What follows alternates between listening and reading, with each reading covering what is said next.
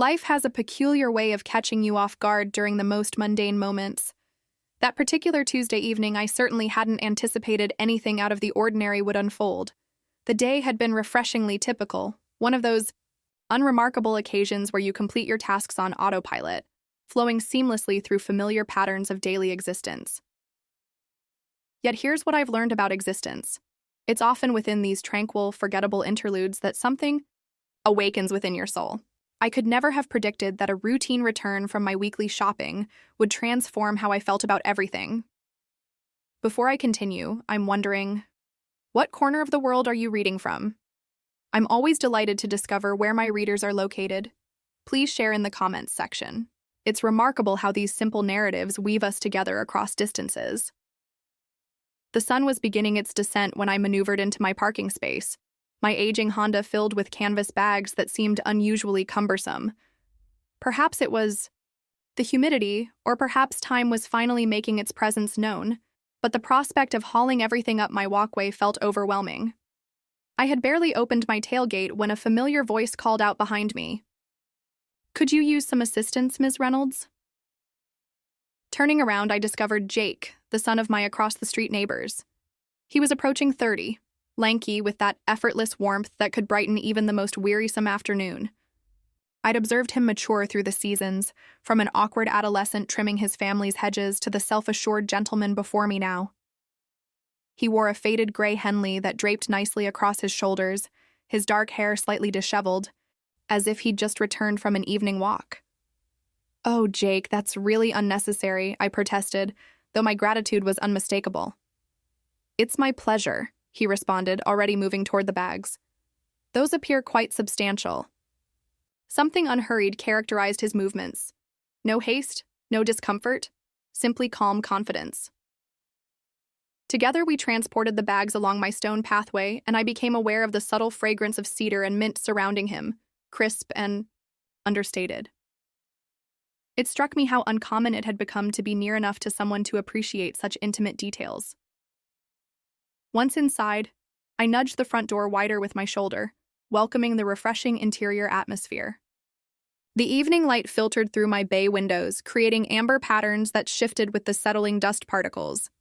He accompanied me toward the cooking area, placing each bag carefully on my granite surface as though their contents were delicate treasures. "I really appreciate this," I said, retrieving a container of yogurt and storing it in the refrigerator. "I'm not sure how I would have managed today. I believe I got carried away at the market." His expression brightened. "Looks like you're prepared for quite a meal. Are you expecting company tonight? Or just being prepared?" I chuckled softly.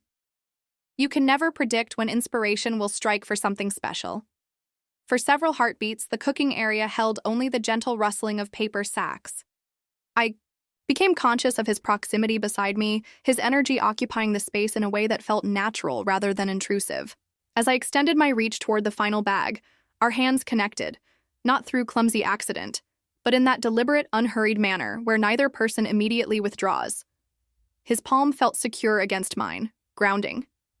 During that fleeting instant, something wordless traveled between us. No conversation, no movement beyond that contact, yet it was sufficient to create ripples through my entire being.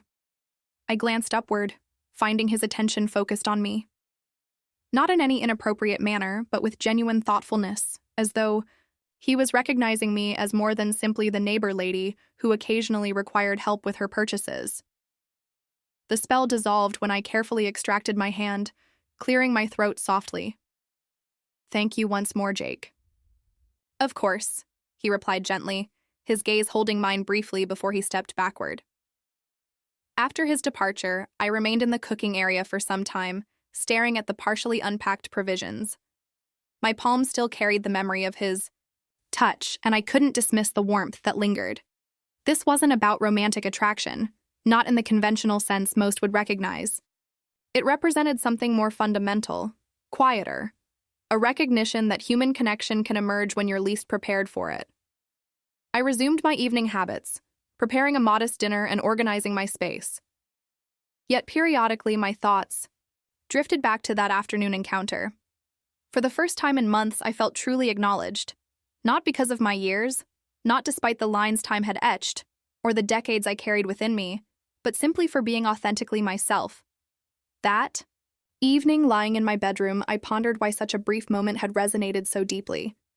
Perhaps because life had grown so still recently, and this small human interaction had stirred something within me that I hadn't realized remained dormant.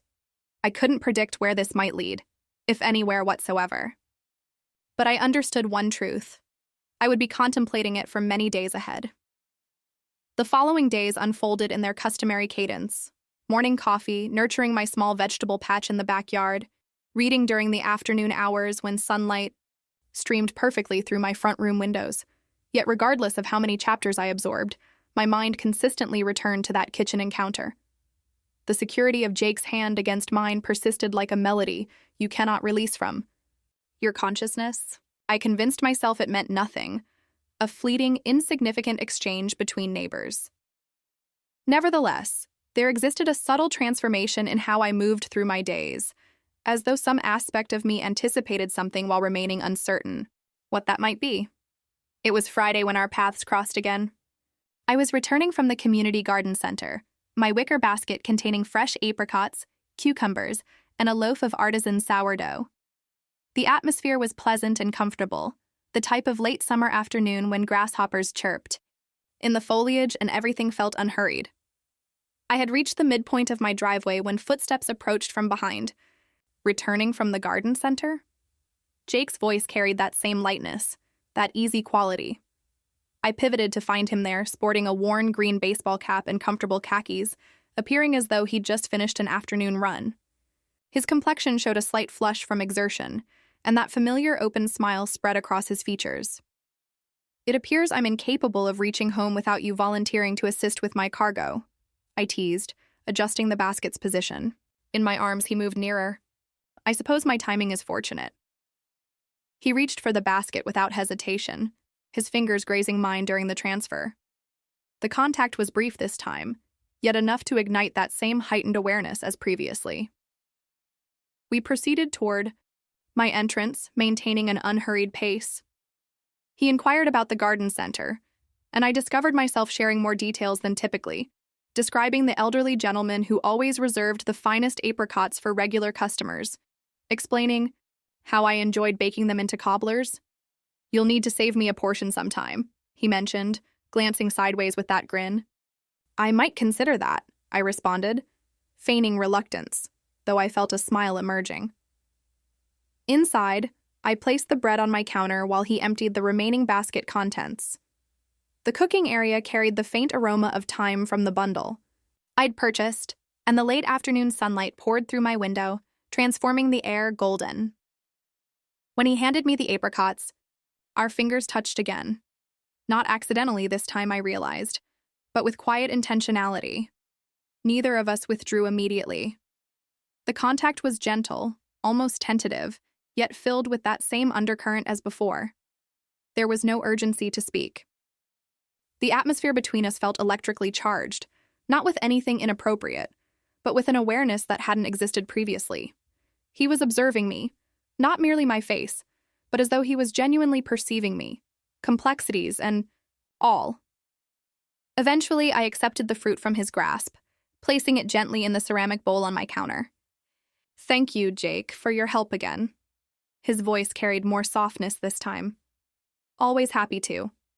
He didn't remain after that, simply offered a small nod before moving toward the doorway.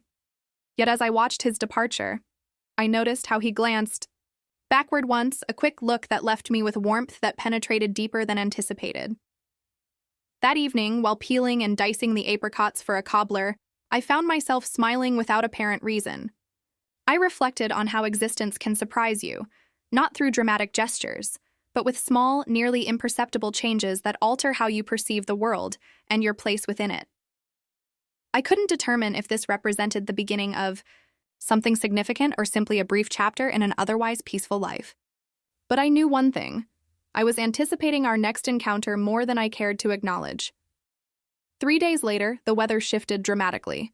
The morning had begun brilliantly, but by early afternoon, the sky had transformed into a deep, brooding charcoal, the kind that settles heavily above the neighborhood, bringing with it the distinctive scent of approaching precipitation before the initial drops appear. I was in my study organizing correspondence while gentle jazz played on my stereo when the first distant rumble of thunder reached my ears. Moments afterward, the rain arrived in torrents, beating against my windows and cascading through the downspouts. There's something about an autumn storm that makes a home feel more vibrant, as though every groan and whisper carries deeper significance. I had just decided to prepare myself some hot cocoa when knocking echoed at my door. Opening it revealed Jake standing there, moderately soaked, his hair swept back from his face. He clutched a small parcel in one hand. "Hello," he said, his voice carrying warmth above the rainfall's sound. "This was sitting on your steps when I arrived home. Thought I should deliver it before it became completely drenched." I stepped aside, allowing him entry, securing the door behind us as wind buffeted it. "You shouldn't have walked through this downpour for that." He shrugged with that characteristic smile. "Seemed wrong to abandon it out there?" I accepted the package and set it on my side table, noticing the rain droplets on his sweater. "You're soaked. Please sit down. I'll fetch you something dry." Upon my return, he stood beside my large window, observing the rain streaming down the glass. I offered him the towel, and he patted his hair dry, then draped it across his shoulders. "Storm appeared from nowhere," he observed, meeting my eyes. We found ourselves in the cooking area, the kettle whistling softly as it heated on my burner. I prepared 2 mugs of cocoa, the aroma of chocolate and cinnamon permeating the space. The rain outside maintained its steady rhythm, a constant soundtrack that somehow made the room feel more personal. We settled opposite each other at my table, palms wrapped around warm mugs. Conversation flowed naturally, though it centered on nothing momentous, simply small matters. His current projects, my vegetable garden, the peculiar way time seems to accelerate as we age. At one moment, I extended my reach toward the sugar bowl, simultaneously with him, and once more our hands made contact. It was developing into a recurring theme, these minor points of connection, but this time neither of us separated quickly. His fingers remained, light yet purposeful, and when I raised my eyes, his gaze was steady on mine. His expression held no urgency, no expectations, just that same quiet genuineness I'd grown to recognize. The room seemed to contract to just that instant, the soft lighting, the rain's percussion, the warmth flowing between us. I gently withdrew my hand, though not without experiencing a small ache at losing that contact. "Thank you again for braving this weather," I said quietly. His smile was subtle but authentic. Like I mentioned before, always happy to. The rainfall kept us conversing longer than either had planned. It felt as though the storm outside had carved out a small pocket of time where nothing else mattered. No responsibilities, no other people, no pressure to depart. By the time the precipitation lessened, I felt a warmth that had little connection to the cocoa. Something in his manner of looking at me, in the calm assurance of his presence, had begun taking hold. I couldn't identify exactly what it signified yet, but I recognized its importance. When he departed, the atmosphere in my home felt somewhat too motionless, the space slightly too silent. I positioned myself at the window, watching him return to his residence, the wet concrete gleaming beneath his footsteps, and I realized I was no longer merely waiting for our next meeting. I was hoping for it. The days following the storm seemed to possess a gentler quality of illumination. Even the atmosphere felt transformed, warmer, denser, but not uncomfortably so. It was as though something had changed within me. Some barrier I hadn't even known existed had quietly dissolved. A week elapsed before I encountered Jake again.